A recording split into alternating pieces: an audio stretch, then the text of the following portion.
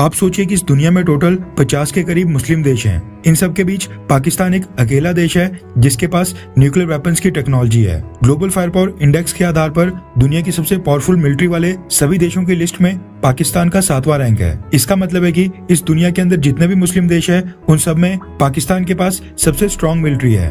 लेकिन इसके बावजूद पाकिस्तान की मुस्लिम देशों के बीच में कोई भी इज्जत नहीं है, पाकिस्तान की कोई रिस्पेक्ट नहीं है। और जो इकोनॉमिक क्राइसिस इस समय पाकिस्तान के अंदर चल रहा है उसने तो पाकिस्तान को घुटनों के ऊपर लाकर खड़ा कर दिया है। किसी भी देश की सेना के साथ साथ अर्थव्यवस्था का मजबूत होना भी बहुत ही जरूरी होता है और पाकिस्तान इस चीज का एक सबसे बेहतरीन उदाहरण है। अगर हम अर्थव्यवस्था के ऊपर ध्यान न देकर सेना के ऊपर आंखें बंद करके खर्चते रहेंगे तो पाकिस्तान जैसा ही हाल होगा। पाकिस्तान मुस्लिम उम्मा के नाम पर जिन भी देशों से मदद मांगा करता था, जो देश एक समय पर पाकिस्तान को आंखें बंद करके कई बिलियन डॉलर्स की एड दे दिया करते थे, अब उन्होंने पाकिस्तान की एड तो बंद कर दी है, लेकिन अब पाकिस्तान के प्राइम मिनिस्टर को अपने देश के अंदर एंट्री तक देने से इनकार कर दिया है। दरअसल खबर निकल कर आ रही है सऊदी अरब से। पाकिस्तान के प्राइम मिनिस्टर शहबाज शरीफ रमजान के महीने में सऊदी अरब जाना चाहते थे। वहां जाकर वो उमरा के साथ साथ सऊदी अरब की लीडरशिप के साथ वहां पर मिलने भी वाले थे, वहां पर कुछ बायलैटरल मीटिंग्स करने वाले थे। इस समय पाकिस्तान के पिछले प्राइम मिनिस्टर और शहबाज शरीफ के बड़े भाई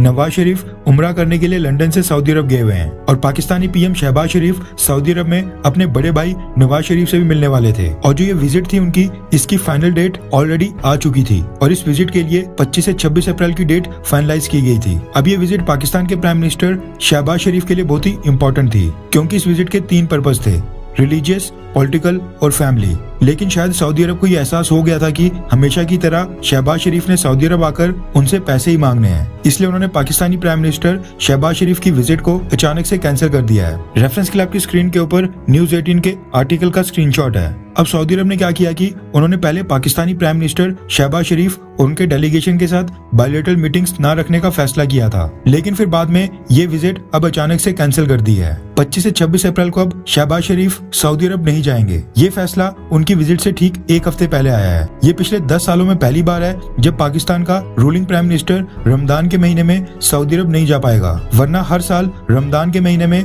पाकिस्तानी प्राइम मिनिस्टर सऊदी अरब चल पड़ते थे। अगर मैं आसान भाषा में आपको बताऊं तो हाल ये हो गया है कि पाकिस्तान के मिनिस्टर्स को दूसरे देशों से पैसे मांगते मांगते शर्म नहीं आ रही है। पाकिस्तान के मिनिस्टर्स मांगते मांगते थक नहीं रहे हैं, बल्कि अब सामने वाले देश ही शर्मिंदा हो रहे हैं और सऊदी अरब को भी पाकिस्तान को बार बार ना बोलना अच्छा नहीं लग रहा था। रिपोर्ट्स के मुताबिक सऊदी अरब ने पाकिस्तान से कहा है कि IMF ने जो रिफॉर्म्स करने के लिए पाकिस्तान की सरकार को कहा है, पाकिस्तानी सरकार पहले वो रिफॉर्म्स करे और उसके बाद ही सऊदी अरब उनको कोई मदद देगा। लेकिन पाकिस्तान की सरकार रिफॉर्म्स तो कर नहीं रही है, लेकिन सऊदी अरब से बार बार मदद मांग रही है, इसलिए सऊदी अरब ने ये विजिट फिलहाल के लिए कैंसिल कर दी है। सेम इसी तरह से टर्की ने भी भूकंप के बाद शहबाज शरीफ की विजिट को कैंसिल कर दिया था, लेकिन फिर 1 हफ्ते के बाद ग्रीन सिग्नल दे दिया था। अब देखना होगा कि क्या पाकिस्तान सऊदी अरब को मनवा पाता है या फिर नहीं।